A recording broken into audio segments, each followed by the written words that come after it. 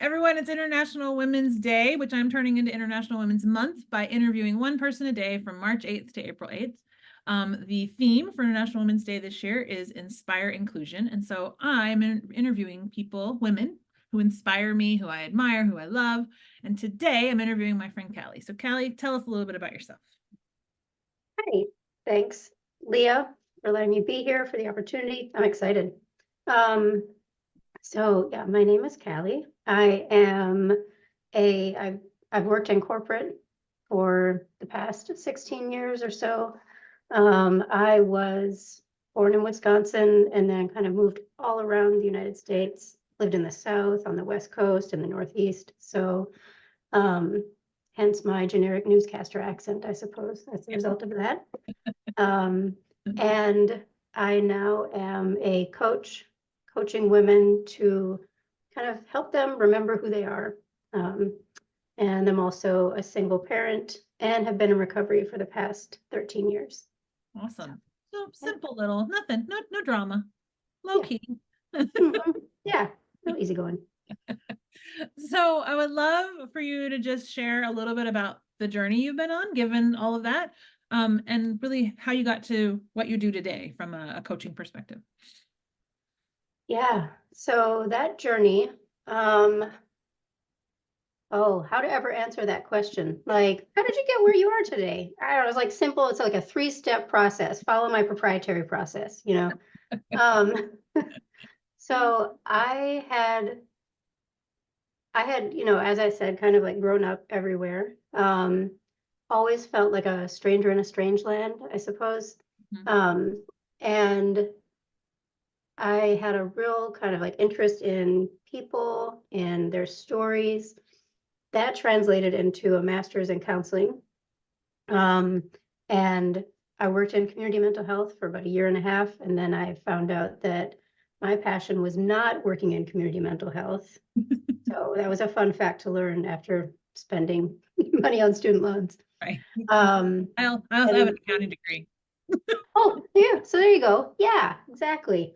Just collecting degrees for fun. So yeah.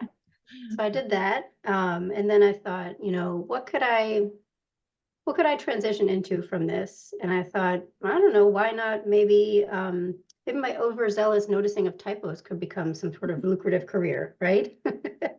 I thought, as I found an ad for a copy editor. So I applied to that job, and that was 2007.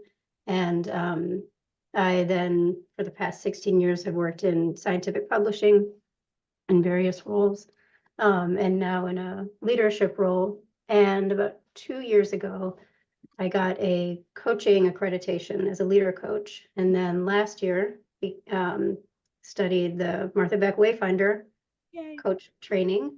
And I have just like fallen in love with coaching. I think that it is probably what I wanted to do all those years ago when I was taking classes, to learn about counseling. Um, it feels right. But also I look back and I think like if I had tried to be a coach in my early 20s, I don't know if I would have been able to. Right. So now there's the interest and the life experience, I Yeah, I guess. love that. I love that because I do think, I think, sure, everybody has something they can teach, right? But I think Yeah. often we get to this stage that we find ourselves at, the age, the kind of the experience we had, and we go, yeah, okay, I have something I can share. There's something to be coached that, that I can help from an empathy perspective, but also from a, like, I have a story too, right? And so you can kind of unpack people's stories with them, which I think is really cool. One of the things that when you and I have talked over the last year, we met each other through the Martha Beck program through Wayfinder. But one of the things we've talked a lot about is boundaries and how many people struggle with boundaries. I say that all of my clients come to me with one of three issues, or all three: boundaries, confidence, and not trusting themselves anymore. Right? Those are the things I see. But you have really kind of focused quite a bit on boundaries. What do you think happens that keeps people from being able to set them or hold them? Oh, that's such a good question. Um, yeah, I think so. Speaking for myself, I think something that happens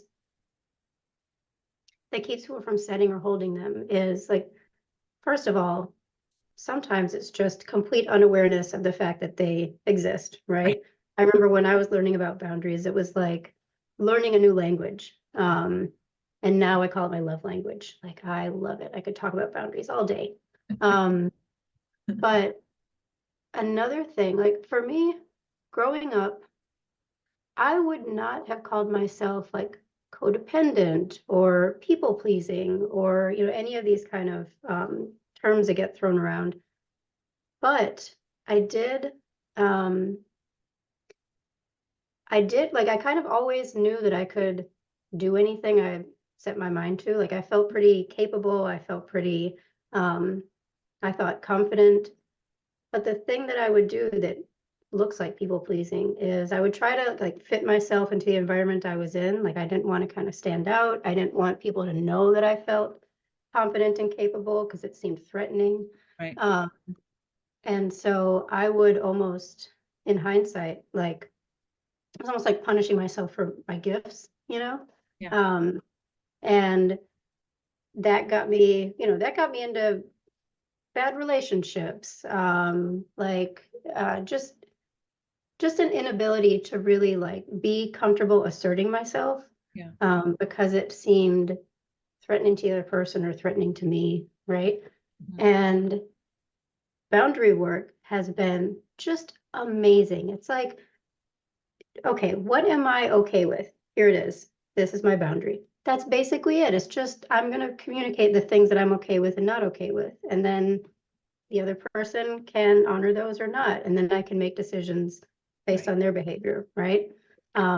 As opposed to trying to have them intuit what I want or vice versa, or, kind of like manipulating the situation so they do what I want. Yeah. It's definitely an art form. It's not like it's a hard science that you can just get right all the time. But like I love it. Yeah. This new language, Yeah. you know. I think about, given that there's, like part of what we're discussing is obviously is tied to International Women's Day. There are so many environments where I think women feel like, oof, I'm treated differently, or I'm being othered, or I'm the only woman in this situation. And for me, I know that over the years, as I've learned to do exactly what you just described, like say, this is what I need, this is what I will put up with, this is what I will not put up with. It's been interesting to watch others decide for themselves, like, is there room for that? Right. Yeah. And in some cases, it's been like, well, yeah, no, I need you to do this thing I want you to do. And I'm like, okay, well, then that's not a good fit for me. Right. Right. And setting those boundaries and holding them, sometimes it has consequences. Right. Mhm. And we have to, but not having boundaries and not setting them also has consequences. Yes, right? It's like there's that line in what I call kind of like, bro hustle culture. That's like what kind of shit sandwich do you want to eat? Like you have to, right? Whatever you do, you're eating a shit sandwich. So pick the one, right? Um, yeah, that's not wrong. Like whatever you do, there's going to be benefits and consequences. And for me, it's just like a realization that there can be a consequence of having boundaries. Some people might leave your life. Some people, in some situations, in extreme situations, you have to think about actual like physical consequences and then like, right? So those are extreme situations. But then we have the more kind of common, people, all of us, like we're kind of averse to change, at least at the beginning. It's hard to deal with. So you can set a boundary and someone in your life will just have a hard time with it because they're a human, right? And then they could be more or less self-aware and that, they could eventually accept your boundary or not, right? But the consequence of not having the boundary in the first place is that like you're never showing up, like you're not actually in your life. Yeah. So it's like the consequence of not having it is like putting yourself out of the picture, Yeah. right? Like kind of hiding yourself. And I don't want that consequence anymore. Right. Right. And I think it's spot on. Like how many times that then can become this sort of trajectory of self-betrayal, right? Where you're constantly, Right. I'm just not choosing me. I'm not going to do what's right for me. And then I think for what I see in a lot some of my clients is then it becomes this inability to trust yourself because you've given over to someone else over and over and over again. So when you say, mean, I regularly will say to a client, what do you want? And then they often are like, I don't know. And I'm like, me either. If I'm supposed to know, we're in trouble because I don't know what you want either. Yeah. Right. So what do we need to do for you to find out? Right. Because Mhm. you have to know. Right. And sometimes like the answer to that question can feel really like, okay, well, maybe I'll know if you give me the parameters, you know, Yeah. like it depends. What I want is going to depend on, no, it doesn't actually. But getting to that Yeah. it can take a little while. And um, yeah, one of the huge gifts of boundaries is this ability to trust yourself. Like it's one of the coolest things in life, I have to say. Like through boundary work and then also recovery work, which is a lot of, being self-aware, taking responsibility for your own actions. Um, that has given me this sense of like, I have my own back. I'm Yeah. in my corner. I can trust myself. No matter what happens, I'm going to be a resource for myself. And that was not always the case. Right. And yeah, it's one of the coolest things. Yeah. I love that. I love that. So would you say that for you, and I think we talked about this a little bit, but you made a comment that you don't feel like you've really been held back by gender necessarily, but you have had moments of being held back. We all have. So how Yeah. has that shown up for you? Yeah. I think so. I can think of moments of being held back when I was a kid. Like those are very vivid.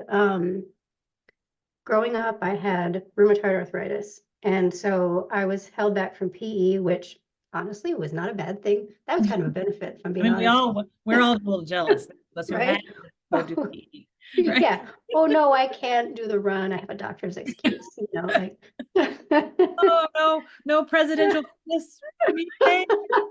What a bummer. Oh yeah. But I also couldn't do ballet, which I really thought I wanted to do. And I hated this idea that I was like little and weak and couldn't do things that I wanted to. Um, and I remember in undergrad, they had an elective, a capoeira elective, and I was like, nobody's around to tell me I can't do it now. I'm an adult. And I thought it's probably going to mess up my knee for a little bit. It's going to get swollen, but you know what? It's worth it. So I did capoeira, and it did make my knee swollen, and it was worth it, and I loved it. Um, I love it. and like other times as an adult that I've been held back. In hindsight, I don't know if I would have said this at the moment, but in hindsight, a lot of it had to do with me, myself, holding myself back. Yeah. Um, like a really good example of just this as a metaphor for my life at times is thinking back to when I took Taekwondo. So I would get in there and be, waiting around in the waiting area for class to start. And a guy would be doing push-ups and leading the kids in exercises and like really, a lot of attention on him, a lot of attention, right? And I would think, oh, it's so annoying. But the reason it was annoying was because I was like, how can you be so okay with attention and just like there's no consequence to you. Look at you, And um conversely, what I would want to do as during the waiting time would be to stretch. Like I would actually want to do yoga to stretch. Right. And but I thought there is no way in hell I'm getting up there and doing yoga in front of everybody and looking like I'm trying to get attention like You're this trying to guy, show off, right? like, oh, I'm Right. doing yoga. Right. Yeah. Yeah. But number one, like if I want to show off, why not? Right. Right? I Right. mean, number two, if I'm just trying to do yoga, why not just do it? Why it's like that was such a good metaphor, a real life example of just this like constant thought about, well, if I do this, is it going to be perceived as wanting attention, or is it going to be perceived as showing off, or is it going to be, you know, um, and that could be a woman thing, that could be a me thing, that could be, there's like categories of people who do that and don't do that. Yeah. But that feeling, that perception that I have to kind of calculate the things that I do that could get me attention Yeah. is frustrating. And that I think is what led to me holding myself back in Yeah. certain situations. Totally. That makes total sense. And I do think it's interesting because as you're talking, I'm thinking, uh, like, there have been times that I have purposely played small, right? Like Yeah, I said, like, how do I make sure the attention isn't on me? Even when I knew, like, I'm the one who knows. I know right? who knows how to do this. I'm the one who has Yeah, the answer, right? And it sometimes was because someone else was going to be offended that I took the spotlight. Sometimes it was like, oh, I don't want everybody looking at me and thinking I think I'm better than them, all these things. yeah. And I do think there's an element of that that is cultural, like we're supposed to be nice, Mhm. modest, and small, and not take up too much attention. Um, and I remember, like, when my niece was, she's very, very tall. She's almost 6 foot tall. And when she was little and she was bigger than all the boys, she would kind of hunch. And I would say, no, no, no, no, Yeah, stand up. You be every one of the inches you are. Like, the day right. is going to come. She's like, yeah, but I'm taller than all of them. And I'm like, yeah, there'll be boys who are taller, right? Don't worry about it. These boys, they'll be fine. They're going to be all right if you're taller than them. Right. And now, I mean, she walks around, she is every inch of 5'11, right? And it's Oh, not because of me, but her mom as well. Like, there is this, like, no, no, no, you hold your head up. She's 5'11 and has bright red hair. So oh, I love her. she's not gonna walk around in the world and not get noticed. Right. Yes. So she needs to do her thing, right? Yeah, Um, but I didn't want her to do that, like, small thing, right? And I think, but what's fascinating is when I think about who I want to be in a relationship with, I'll say, like, I want somebody who doesn't want to take my space or try to make me small. Most of the men I have dated have not tried to do that. I do it. To your right. point, I'm like, Yeah. oh, let me try to be little and small and not take up the what? No. What Oh, is that? Why am I doing that? You know? Yes. exactly. Let's take up exactly how much space is yours, right? Right. And sometimes a Mm-hmm. little extra if you need it, right? A little Like, extra. Mm-hmm. Exactly. yeah, no, I love that. So if you were looking back and we're going to give younger you some advice, what would you tell her? Mm, that's a good question. I think I would tell her what my grandma told me, that I listened to at times and then didn't at other times, um, which is never worry about what everybody else is going to think. You just be you, Yeah. and to hell with them if they don't like it. And that is good advice. It is something to live by. Yeah, Um, it's true. yeah, I want to write it on a post-it note. I think it's going to be like a mantra now. Yes. Because not you, like, what is it? You're not a donut, you're not for everyone, right? Like, it's Right. everybody, you're not everybody's person, and that's No, okay. you're not. And you're if you try to be what everybody wants you to be, this person wants this, and then this person wants that, and this person wants that. You end up as nothing, right? Because people don't agree. It's not like you're trying to be what some unified mass wants. No, it's like asking for parenting advice. Jesus. Like, I ask Google for parenting advice and I get 57 disparate responses that all contradict each other and are vehement, you Right, know? right. Like, yeah, you got to be you. You can't even get Google to agree on whether coffee is good for us or bad for us. So, Seriously. I mean, if you just Mm-hmm. say, is coffee good for me? You're going to get 8 different, scientific reports about how it's Yes. terrible and you're going to die or how you need it to live. Right. And it's like, well, I think I'll just drink coffee. So, Right. but yeah, Yeah. totally, totally see that. So I think that's great advice. And someone out there needed to hear that. I mean, the big thing for me in doing this particular series is there's all kinds of women with all kinds of stories. We are not one note, right? And No. it's super, super broad. And everybody out there is not alone. You're not alone. There is Right. someone who you can be like, oh, that sounds a little like my story, even if it's not. I mean, we're all unique, but you're not alone. And so I think that sharing that is super important because there's no reason to do gymnastics to try to be what everybody else wants. It's not what we need. We need you to be you. Yes. And also, if you like doing gymnastics, do the gymnastics. Right. You do it.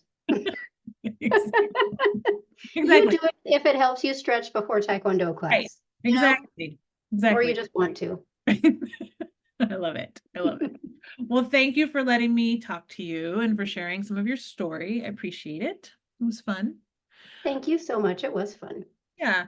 For those of you who are watching, you'll notice in the corner there's a little QR code for you to donate to the Malala Fund. The Malala Fund helps women and girls make sure that they get education, often in places where they've had limited access, or get access to STEM education or higher education in places where they need access. So at the end of the month, we'll donate the money to the Malala Fund from all of the videos that we've done over the course of this month. So, Callie, thank you again. Thanks, Leah.